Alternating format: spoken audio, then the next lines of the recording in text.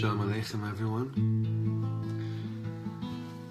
Here in Eretz Yisrael, the last 2 hours as we ushered in this very heavy, heavy day, Yom Hashoah.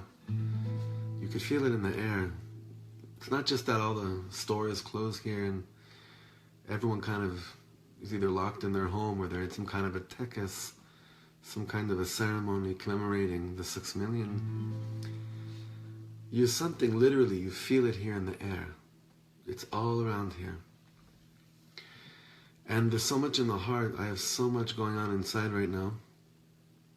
And I know that I think we labeled this session Talking to God on Yom HaShoah. As I started singing, I realized it's nearly impossible to truly say what the heart feels. And it's pretty hard to sing as well, but somehow singing about it a little bit is a little bit easier. So I'm going to sing one more song. This is a song, the same words. I wrote this nigun with my brother many years ago. When we were living in Los Angeles, we were sharing a bedroom then. In fact, it was right after our grandmother had passed away. And I wrote the first part, I think. My brother wrote the second part. I don't remember. We each had a part, and the nigun came together. And it's the same words. Umacha Hashem Elokim dim'a me'al kol panim. That God will wipe away tears from the face of all man. And obviously, we're referring to tears of pain, not tears of depth, but tears of Auschwitz, tears of gas chambers, tears of unanswered questions. So, if you know this is one of our old nigunim, please sing with us.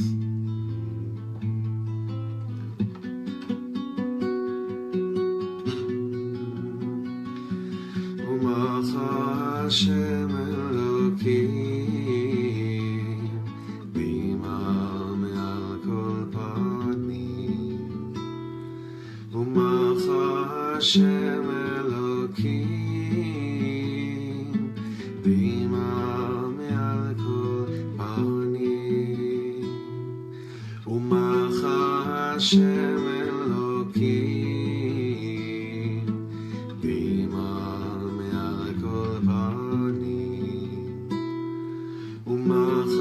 Hashem Elokim Bima me'al kol panim Umacha Hashem Elokim Dima Dima me'al kol panim Umacha Hashem Elokim Dima kol panim Umacha Hashem Dima Dima me'al kol panim Umacha Hashem Elokim Dima me'al kol panim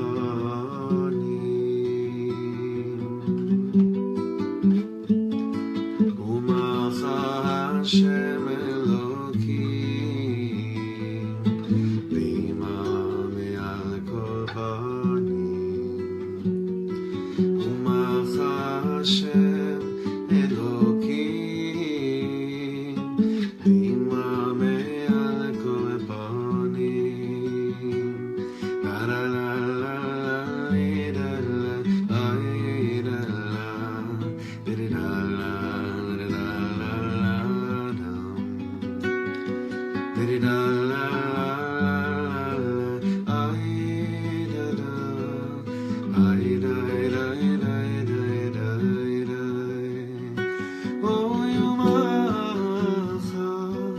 Hashem Elokim Dima Dima me'al kol panim Umacha Hashem Elokim Dima me'al kol panim Umacha Hashem Dima Dima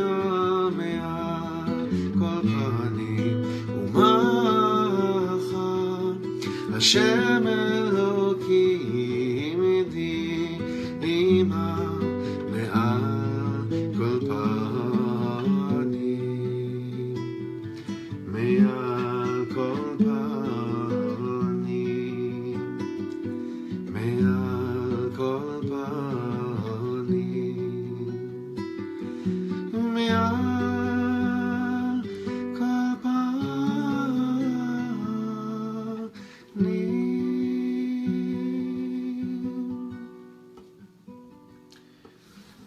I'm going to be really, really selfish right now and talk about the child in me that wakes up every year on Yom Hashoah. And he wakes up with a lot of baggage, and he wakes up with a lot of anger and with a lot of unanswered questions. And it happened again today. This happens without planning it almost every single year, but it happened over the last few days, and right now it's triggered again. But the child in me, who's still very much alive, like the child in most of us, does not want to accept the fact that anything bad can happen. That's obvious. But the child in me does not want to believe that us Jewish people could think for 1 second that we're supposed to relate to God in the same way like we did before this, to God, like we did before the 6 million were killed. And I'm having trouble trying to explain this feeling, but I'll try my best. Yom Hashoah, this day of commemorating the memory of the 6 million, strikes different. It touches a chord upon all of us, no matter if we like it or not. It's there and you can't ignore it. Not just by people that suffered from direct tragedies and our families of survivors, but for everyone in Am Yisrael. But dafka those who do come from homes of survivors, the day itself it's almost impossible to express what it actually means. I'll just share with you. My grandmother, I've shared this with many of you over the years, and it's not, I don't know, I don't have this feeling of obligation. I have to share the story. It's something I want to share every day of my life. I share this almost in every concert, even on the highest days of the year, the happiest days of the year. But my grandmother, Aleh Shalom, who passed away approximately 14 years ago in Buenos Aires, my father's mother, she was a very young, very skinny, petite, young woman who was in the cattle car on the way to Auschwitz, together with her mother, her sisters, and later in life, when she shared her story at a very old age, after keeping it all inside for many years, she shared with us that the cattle car could fit comfortably maybe 40 people, 35 people. I think she said there were nearly 200 people in that little cattle car on the train. And there was a very old man there that was very, very sick. He had digestive problems. He had a pail. They gave him a pail to do whatever he had to do in front of everyone in this horrible situation. And as you know, in the cattle cars, the chalanot, the windows were tiny little windows, and they were covered with barbed wire. So my grandmother's mother told her name was Clara. She said to her, Clara, look at that pail. You could probably reach the window if you stood up on that pail, and you're tiny enough. You're small enough to squeeze through the barbed wire. And no Hollywood set, no Hollywood script could describe it or show it to you any better than the way that she explained it, that somehow she took that pail, she stood on it, took one look back at her mother and her sisters for the last time, because they ended up in the gas chambers, and she jumped off the train on the way to Auschwitz. And her great-granddaughters and great-grandchildren are being born in Yerushalayim, Yer HaKodesh. And I have the privilege of sharing a little bit of my heart with you, because my grandmother had jumped off that train on the way to Auschwitz. That's their story. That's the survivor's story. Stories that, as much as we'd like to say that we could connect to and relate to and feel close in our hearts, none of us can understand on what level people were operating in that moment, and on what soul level people were connecting on that moment. But I want to talk about our Yom HaShoah, our story today, because the child in me refuses to accept that if I was alive, God forbid, during that time, I pray, and this sounds really warped and crazy, but it's a warped world, it's a crazy world. I pray that I would never allow myself to look at God, look to God, and speak to God in the same manner like I did before, because I would interpret victory as someone that just sticks to commitment no matter what. What triggered this? This past Shabbos, I read a Dvar Torah that drove me nuts, and I couldn't sleep. It bothered me so much, and I'm only sharing it with you, not, God forbid, to tell you a bad Dvar Torah, but to share my heart. And that's that someone was talking about the story of Nadav and Avihu that we had in our past parasha. These two sons of Aaron, 2 out of the 5 Kohanim that existed in the world at that time. And he compared the death of these 2 boys on a quantity level, on a quantity level to what happened in the Holocaust when 1/3 of the Jewish people were wiped out. And he asked, how do we learn from the Torah how to respond to something like Yom HaShoah?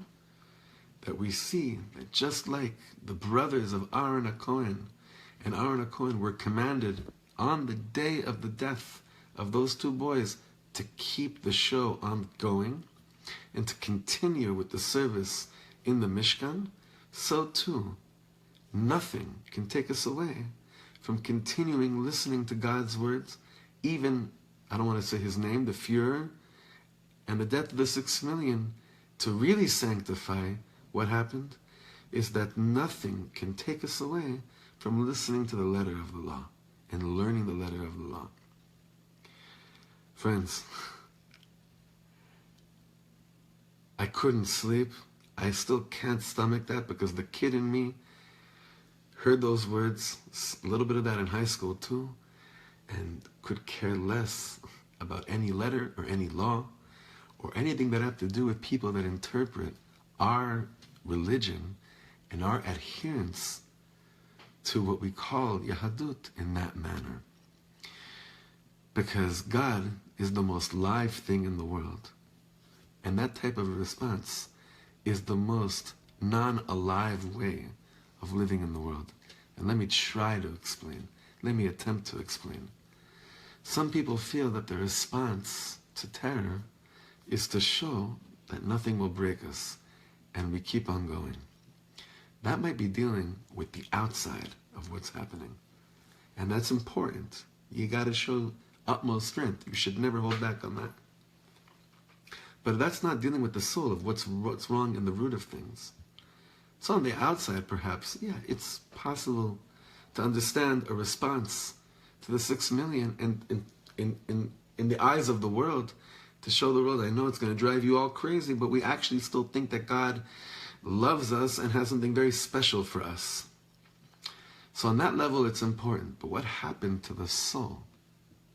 What happened to the pain? Umacha Hashem Elokim dim'ah ma'al kol panim. What about all those people that refuse to talk to God in the same manner like they did before the 6 million? You know, you can only really say these words on Yom Hashoah. You can't really say it in other days of the year. So I apologized before. I want to apologize again. Nothing about this short session that we're having is going to be politically correct. Because what happened in the world was completely not politically correct. And what's happening every single day is not politically correct. And a few hours ago, 4 Jews were stabbed in Tel Aviv. That wasn't politically correct either. Nothing is politically correct anymore. But somehow we think that we have to respond in politically correct manners. There are a few Jewish thinkers who I have a big meshicha to, I have a big attraction to. And those are the ones that talk about how you cannot talk to God. God does not expect, or maybe even doesn't want, definitely doesn't need, but definitely doesn't want a Jew that watch in 2017, you could watch 2 minutes of the footage from Holocaust stuff, you're done. You're done. You can't, in order to keep on your, 3 davenings a day and your whole frum lifestyle, many of us have to turn it off. We can't watch those things because we can't fit it into anywhere. But if God allowed this to happen in the world without understanding any of it, it just means that I share that world. I'm part of that world where something as atrocious as that has happened. And the question is, how do I respond? What does it do to me? Do I shut off? Or do I allow it to go inside and feel it in my heart? And now we're 60, 70 years later. Of course, it's not going to hit us like it did maybe 30 years ago, maybe 40 years ago. Although I'll tell you, friends, my daughter, Tiferet, my oldest daughter, came home from school the first day back after Pesach, Chofshat Pesach, the Pesach vacation. So I believe it was last week, Wednesday night. She comes home. I was out teaching somewhere. My wife told me later when I came home, she said to me, Tiferet went into bed really nicely, and about an hour later we heard her crying. My wife heard her crying. She went to the bed. She asked her, what's wrong? Tiferet said, our teacher told us today in school that there were I don't know if she said 1.5 million, but she said that there was something, the Shoah, the Holocaust, and tons of little Jewish children my age, bad things happened to them. Is that true?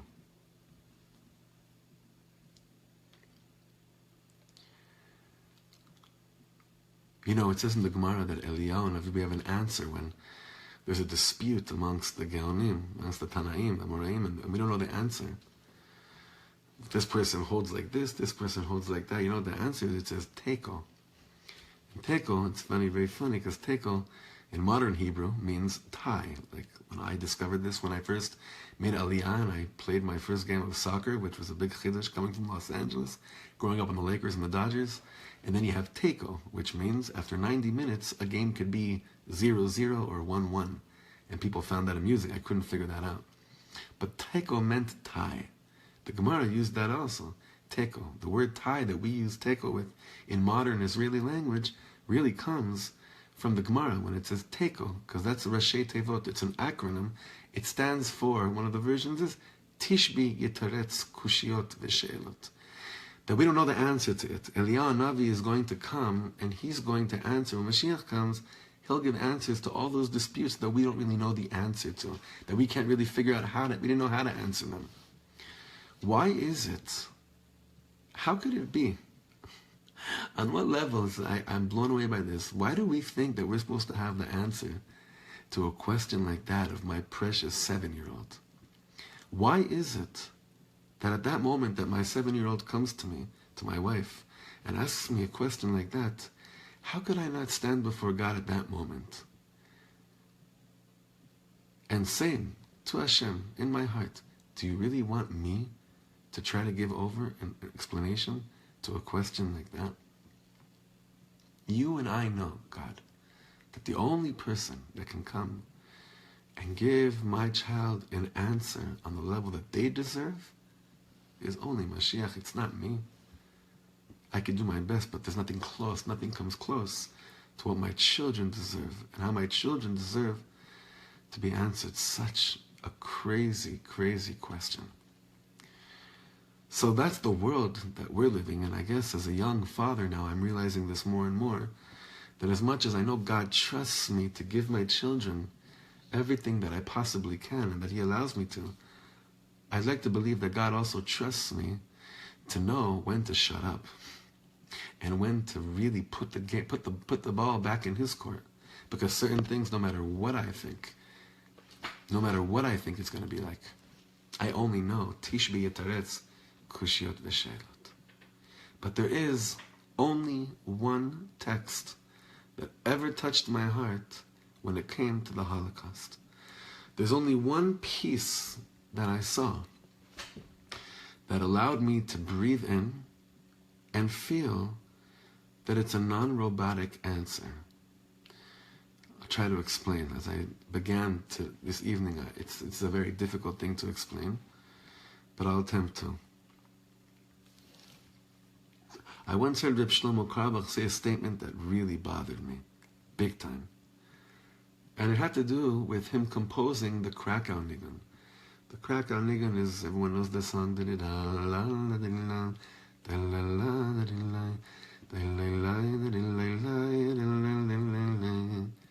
there's a whole first part to it, much slower, somber melody. And then the second part is very fast, and he described him composing that song in the famous synagogue of the Ramah in Krakow in Poland. And he would say about it that the 6 million opened tremendous gates for us. And that they themselves, he saw, they went through the gas chambers, but on the other side, they ended up in Yerushalayim Shel Mala. And I had no idea what to do with a statement like that, at all. And when I heard him say, the 6 million opened gates for us, I'm sitting there as a 10-year-old, a 15-year-old, a 20-year-old, a 24-year-old, a 31-year-old, a 36-year-old, and I assume also I'll be there as a 41-year-old, and as a 50-year-old, and as a 60, and bless me with many, many years, B'ezrat Hashem, and I bless you back. But I assume that I'll be sitting there with the same question and saying, what on earth does that mean? That the 6 million opened gates for us. My grandmother looked back at her mother and sisters. I don't know what it looked like when did she wave to them before she jumped off the train? Getting herself through the barbed wire and jumping off? And then hiding in a church? And then coming back to nothing? What gates did they open? What gates did, and the stories, if we began right now, if we began sharing the stories, those witnesses, those testimonies, it's funny how it's that one place that whenever we get to, and we have to, we hear again about certain testimonies and eduyot that people had, we hear them, but we kind of, compartmentalize them. We put them on the side, we put them in some kind of a box. It's kind of like, okay, we'll deal with that there, because for me to continue with the way that I've lived my life and drawn up this image of God and beauty in the world, it doesn't really fit in, so I got to figure certain things out. But when I hear these words, that they opened up gates, the child in me wants to scream. The child in me wants to say, I don't want gates that were opened up by Jews, being forced into gas chambers, being buried alive, being put into ovens. I'm not interested in those kind of gates. I'm interested in gates of life. I'm interested in gates of depth. I don't want to learn about the gates, those kind of horrible crematorium type of gates. Friends, any of you that have been to Maidanek know. I saw this at the age of 16. I'm sure that there's some trauma inside of me that I never dealt with. But when you're standing in front of a mountain of ashes and bones, possibly of your ancestors, that is right there in front of you, you don't really know how to say the word Baruch Atah and refer to God in this Atah level. But again, I'm trying not to go into that world right now. This is, God forbid, not a crash course on how to admit that you don't really believe in God. God forbid. The question that I want to get to tonight is, how do you think God wants you to talk to him after the 6 million? So the gates that Reb Shlomo was referring to, the gates that I wanted to teach, I'm still trying to figure out what he's saying. The gates that I wanted to learn with you all this evening, this very powerful evening. And what I'll do is right now I'll post it in a comment in the feed here. And I hope you could see this. And for those of you that are learning with us later online, I will, please God, be sending out the text with the audio. This is a part of a piece of I saw this, I once got hold of this very precious video that was filmed by Rabbi Eliezer Garner. Reb Shlomo Katz was invited in 1987 to Lincoln Square Synagogue to give over a symposium about what it means to be a chassid in it was then 1987. Amazing thing. What does it mean to be a chassid in 1987? But what's interesting is you'll see, this is just an excerpt of a much longer piece. And the truth is, those of us that are joining now, it's really, in order to understand the context of what we're learning now, I encourage you all to begin the beginning of our session for things to kind of fall into place. But again, that statement that the 6 million opened tremendous gates for us, and for the children in us that have all these questions and anger and amazement and wondering, what on earth, how could anyone say such a statement? This is what it's answering in a nutshell, is that the gates that they opened are all about what gate I'm walking into today when it comes to how I relate to God, how I relate to Hashem. I think this concept will get a little bit clearer as we go inside. So if you can look in that comment that I posted, and we'll take it step by step.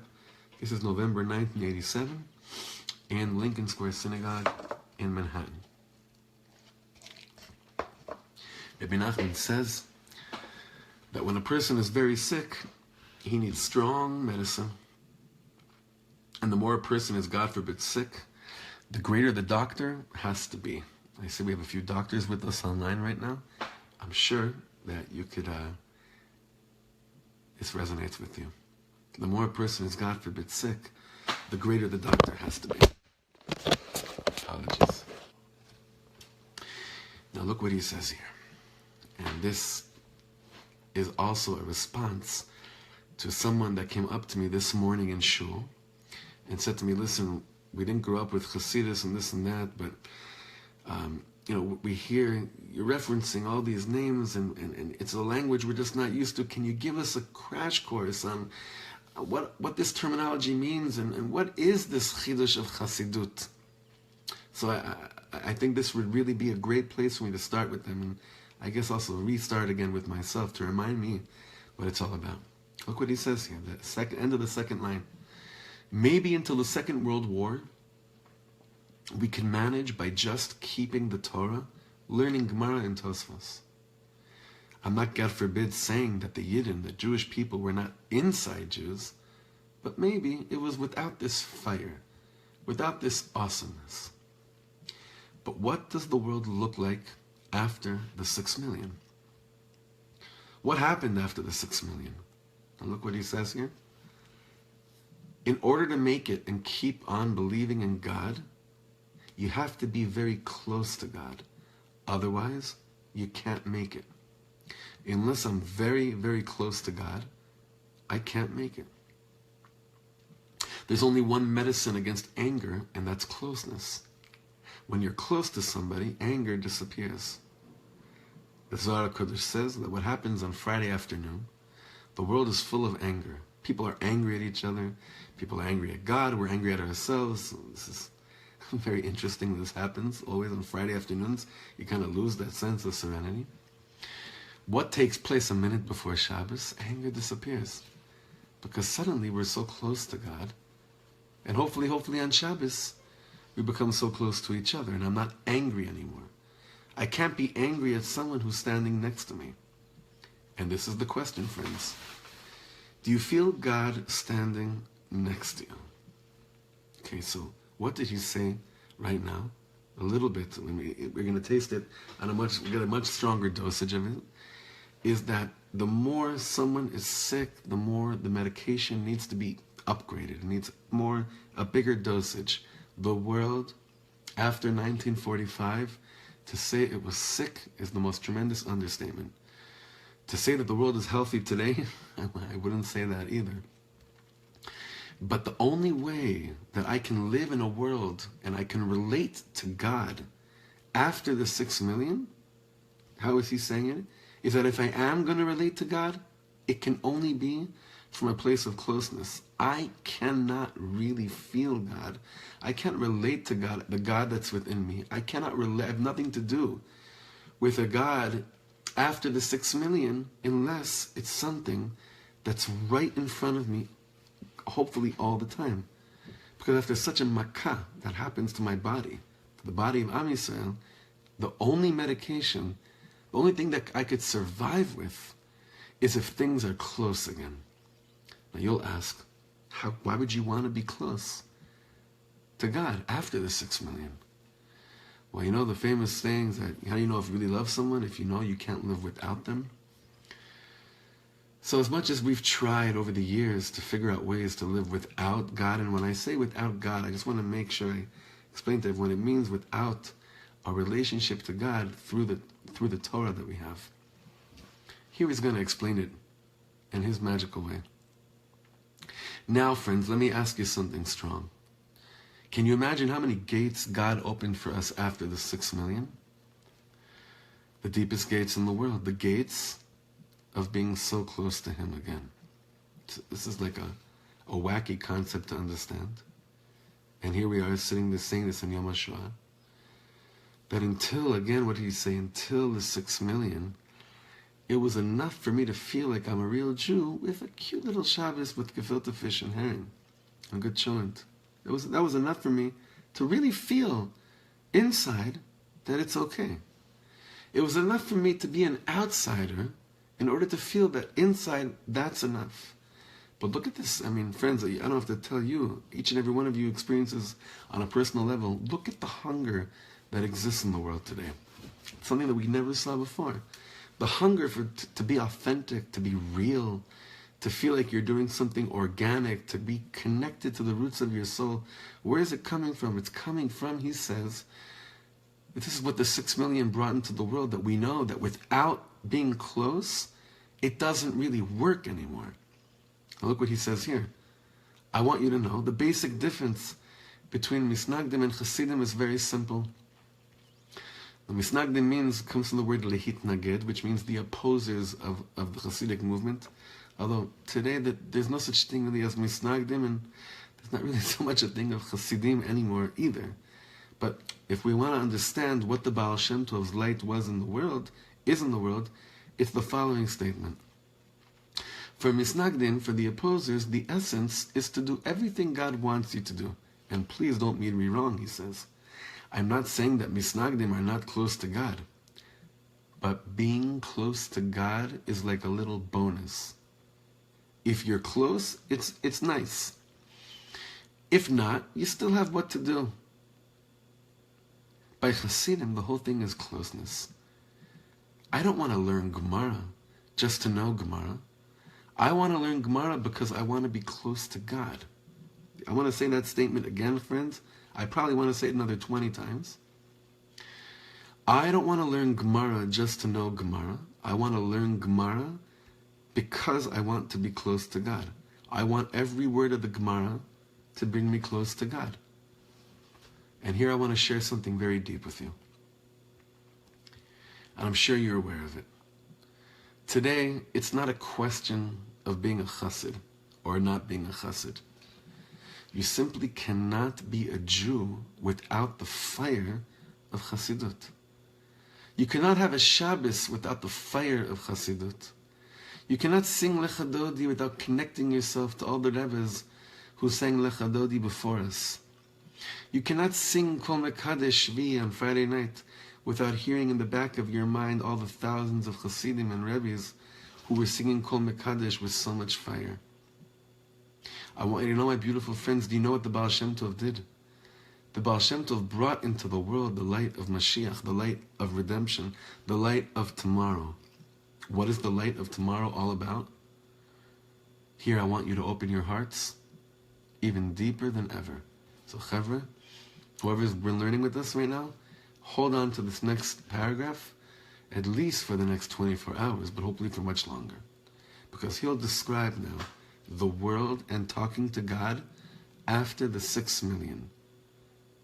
There was a time when it was enough to hope that Mashiach is coming, because how could we have made it for 2,000 years without hoping that Mashiach is coming? But you know something? I really didn't need to see Mashiach in front of me. I didn't need this prophecy to mamish see Mashiach in front of me. But today that's not enough. I need to see much more in front of me. What does that mean? And I want to say a few things about these last 2 paragraphs. When he says today you need to Hasidus, that does not mean that you need to become a Breslever or a Chabadnik or a Vishnitzer, a Moshe. Strip away all the labels, get to the Chiddush of the Baal Shem Tov. I really believe Be'emunah Shlema the following. People always ask, they wonder, you know, if the Baal Shem Tov or Rabbi Nachman or the Alter Rebbe or any of those giants, the Rizhner, the Meir Shiloach, if they knew that the 6 million were around the corner, you think they would have said anything differently? What else would have they said? And I really believe with every fiber of my being, not that they knew that it was exactly going to happen, but their words were directed to a world post the 6 million. That the fire that comes from the world of Hasidut, the passion and the ratzon to be close, which we learn from that world of the Baal Shem Tov in a very refined and strong and directive manner, the world of the Noam Elimelech, the Kedushas Levi, where you talk about God in such a close language, in such a close lashon, that had to come before the 6 million, before that huge wind came and blew out 6 million candles. Because otherwise, can you imagine a world, a Judaism that had to greet God after the 6 million without the light of the Baal Shem Tov? Who would last? What would there be? Look at the world of the yeshivas today. Across the board. Across the spectrum. Look at the spiritual camps. Obviously in the Orthodox circles, but even the non-Orthodox circles. Where's the light being drawn from? It's coming from the well springs of the masters who took us to that place of training our hearts and souls to realize that God is right there in front of you. So yeah, this does not answer our question, and it doesn't relieve us of that pain, of that dim'ah. But what it does do to us on an action level is it says to us, you could show the world that you're still going strong. And that might work for a few people, and it might really prove a certain point to other people. But in the heart and in the soul of you and in the Jewish nation as a whole, the Nishmat Haumah, like Rav Kook refers to it, there is no other way of relating to God after 6 million other than it's something that is so close, right there, right in front of me, in me, all the time. All those questions that we'll have, all the questions our children have, that's, again, be so careful with what you say, that's on Hashem. None of us chose to be born into a world that 6 million went into the gas chambers. That was not something that we chose. It was like the Gemara says, Noach lo la'adam shelo nivra. It's more comfortable for a man had he not been born, because being born into a world like you and I are born into, that knows of such horrors, is a very uncomfortable thing. It's the opposite of what the soul is looking for in this world, which is menuchas hanefesh, which is the peaceful serenity of the heart. That's not what we're greeted to in a world post the 6 million. But like Reb Shlomo says, if I am going to still be Jewish after the 6 million, you think you can manage to do it without being so close? You think you could not be angry at God from afar? And if you think you're not angry at God because you're staying far, your soul can't suppress its emotions forever. It's always there. It'll always be there.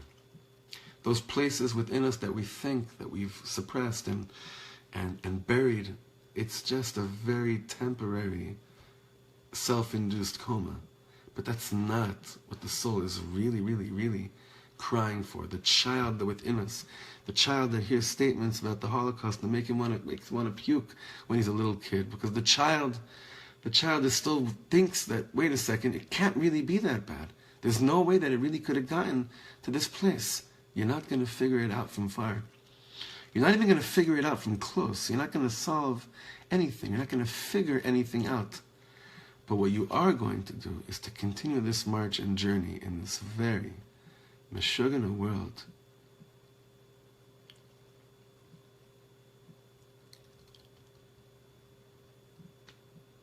And somehow believe that if God put you in the world, dafka now, in this era, in this time,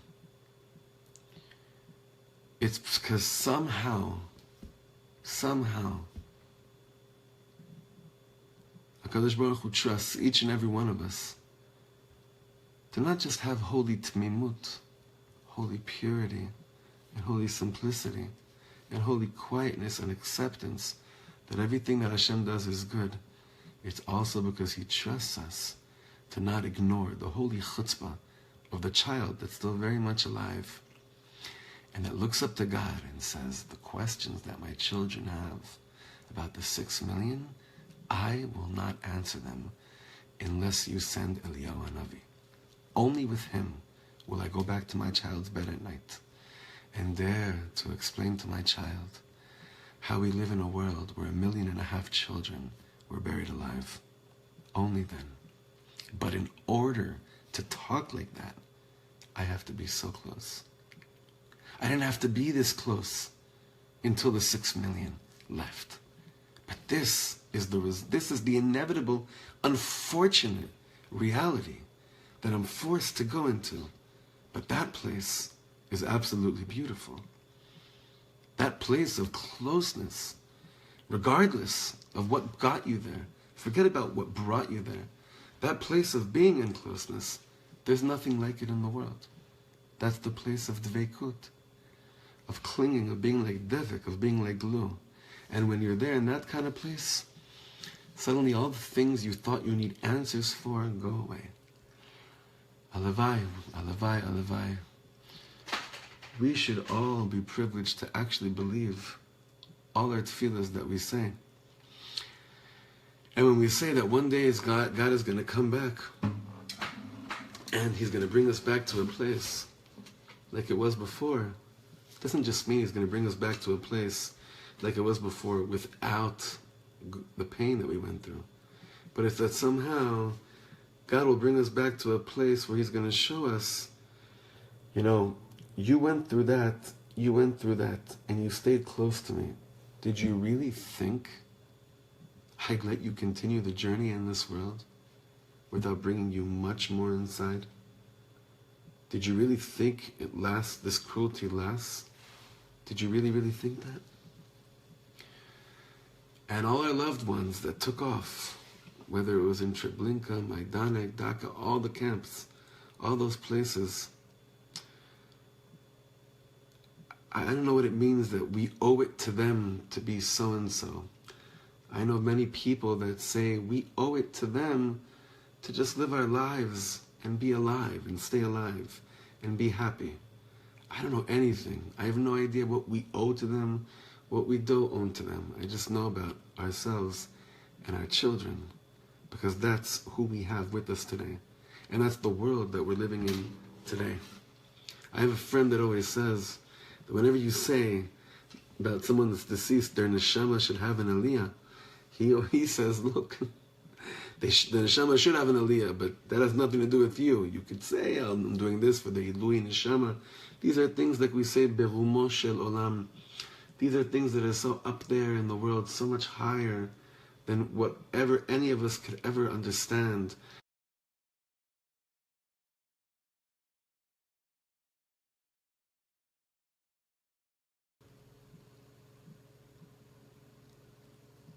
We all know that there was never, ever, ever a generation like ours, and there never will be.